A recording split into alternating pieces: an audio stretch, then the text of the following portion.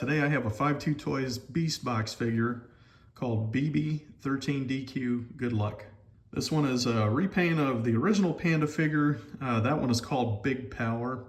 This isn't a common figure. It's actually kind of hard to find. The only way you'll probably get a hold of it is if you can find a Chinese seller on eBay who sells to American markets. So usually when they do a figure repaint, it'll have initials in the figure ID. In this case, I am not sure what the DQ stands for. I don't know, maybe somebody else has another idea. But that's, yeah, basically the box art right here. And something else I'll point out here is, I don't know if this is part of the character lore or what they're going for here, but the baby panda apparently, well, they can sit inside of the chest. That's the way the figure works. And at least what they have showing on the box is it's either a pilot and the big panda is actually just like a brainless drone, or it's like a co-pilot or something like that. Something else here is they use this figure, this little character icon. I have no idea what that is. It's also printed on the chest. You know, I don't read Chinese, but if somebody else happens to know what that is, I would appreciate a comment on that. Different culture, you learn different things, and I guess I just need to learn to read Mandarin. Even with that in mind, I would call this a mama bear because she does have her little buddy here, little baby bear. And regardless of where your imagination takes you on this particular figure, it is an interesting character design. You know, it comes with cannons. These are shoulder mounted, but they can be combined into a larger cannon. There's a lot of different ways that you can configure this. So you have like a big old bazooka type weapon, or the character itself is actually pretty darn posable. Four arms here have a lot of joints in them. So you've got shoulders that can rotate up and down and outward. You know, the elbows pivot, the wrist turn. The wrist can turn in and out. So what ends up happening here is you can have this character, you can turn its head up like that and have it walking on all fours the way pandas do in real life. So pretty cool posability here.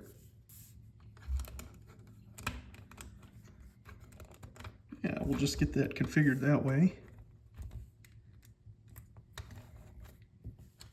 And like I was saying with the cannons, they can be configured a lot of different ways. You could put them on its back. There's little holes for that to fit into.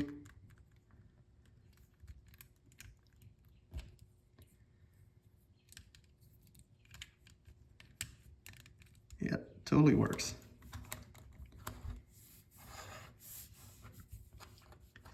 Unfortunately, the baby bear can't really ride on the back very well. I don't know. You can rotate its head and kind of have it sitting up there like that. But it doesn't really lock in anywhere.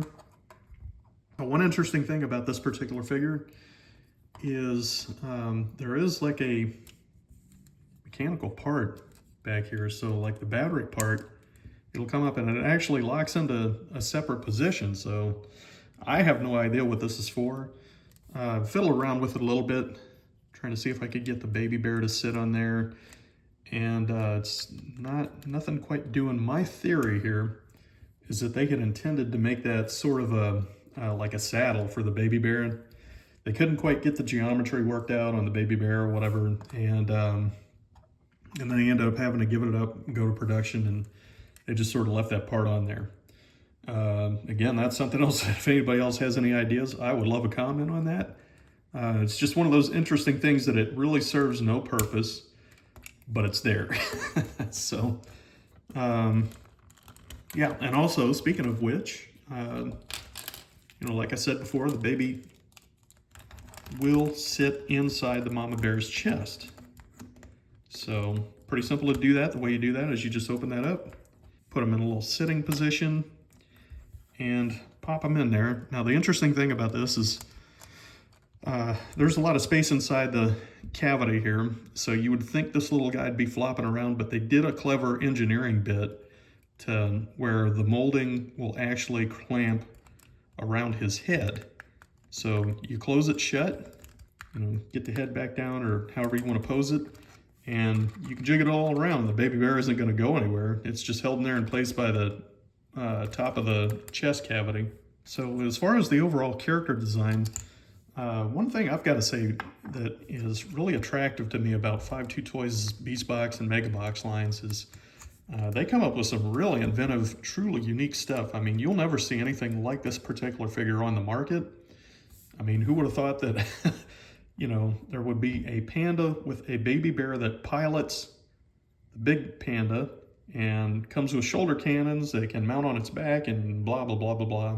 There's nothing like this out there. So, and I personally think there's a little bit of humor involved in it. These guys just, you know, let their imaginations run wild and, you know, make a product out of it and turn it into a toy and put it out on market. So I get a big kick out of that. One thing else that I'll say about this particular figure, you know, uniqueness aside, is just, I really dig the color scheme on it.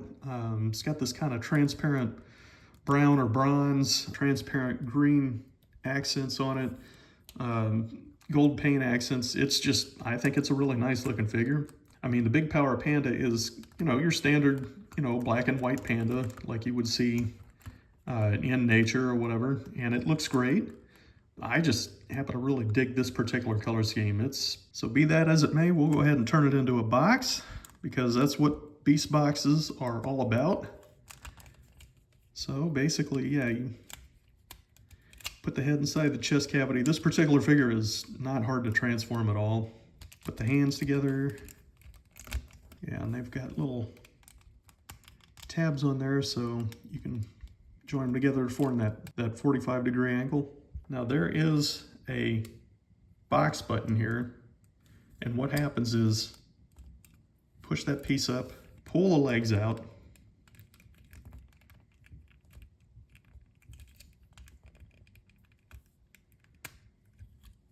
and then there's a switch. You flip that, and then it basically locks it into place so that those legs won't slide back in. That's a minor detail, but it's just a little piece of clever engineering that something you may not think about, but it really helps to make that figure work. Baby Bear is pretty simple. You just make sure its head's rotated up, fold its legs in like that, get it ready to fit in front of Mama Bear. The cannons lock into the box mode in a couple of different ways. There's these little notches on the side here, and also these little tabs on the legs. So the tab will fit inside the cannon, and you basically just line that up, fold it around like that, and it fits pretty snugly in place. Same on the opposite side. Yep, folds around like that. And the Baby Bear has posts on the sides of its hind legs. Those will fit inside the little holes of the big panda's feet.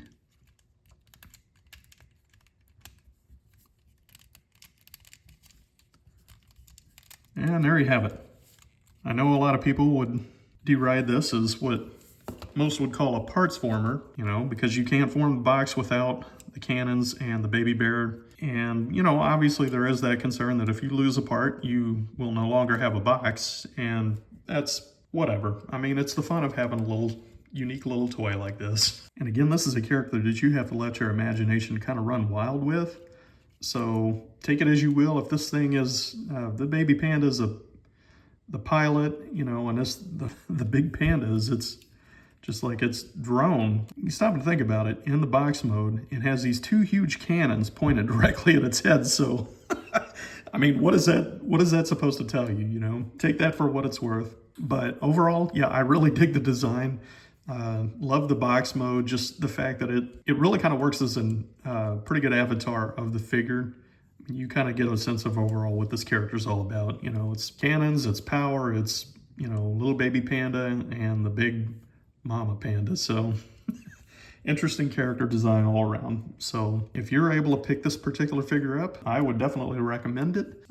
There's always Big Power. That one's a lot easier to find. And there is another one that came out. It's another repaint called Karma Kuma, which is based on, I think, an Asian bear or an Asian black bear or something like that.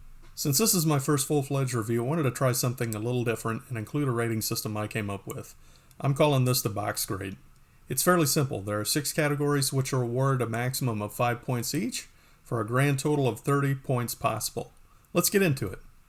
The character design is one of a kind and it's pretty clever. This is a prime example of 5-2 Toys designer's inimitable style, and nothing else really needs to be said. This is a straight 5 out of 5. Goodluck's features are completely complementary to the character design, but with consideration to some minor nitpicks, like the bamboo lettering on the right side cannon oriented upside down, and there's no way to secure the little panda on the mama's back, I'll give this a 4 out of 5. Transformation is easy, and I think the fact that the box mode is literally the sum of its parts adds a bit of narrative to the character. It's not just an individual character, it's a system of components. I do have one annoyance, and it's that the swivel end of the cannons don't snap into place and tend to flop around in box mode. So I'm giving this a 4 out of 5. Articulation is very good with highly posable forelimbs and swiveling ankles. It looks great either standing on its hind leg or on all fours. I wish the head were a little bit more posable though, and the neck could be flush with the body when it's tilted up. They pretty much nailed the way bears move in real life, but it's not totally perfect, so I'll give this a 4 out of 5. Build quality is fine, but there are some notable flaws. Paint is minimal, but as far as I could tell, it's pretty flawless. Certain parts have uneven trim around their edges. The chest doesn't snap shut and leaves about a millimeter gap, and there are substantial stress marks on all 4 paws at their connection points. So for me, long-term durability is definitely going to be a concern. This gets 3 out of 5. So is this character fun to fiddle around with? Heck yes it is. It's quirky and unique. Nice looking overall design and color scheme, and it has lots of different ways you can pose it. I'm giving this 4 out of 5, which brings the grand total to 24 out of 30. It's a really good figure. If you're into Beastboxes, I would say this is definitely worthy of shelf space. Anyway, obviously this is just one guy's opinion. I'm a big fan of 5-2 Toys and obtained a pretty sizable collection of Beastboxes over the past year. So hopefully I'll be able to do more reviews in the coming months. I always appreciate comments, so I'd love to hear what you have to say. Thanks for watching.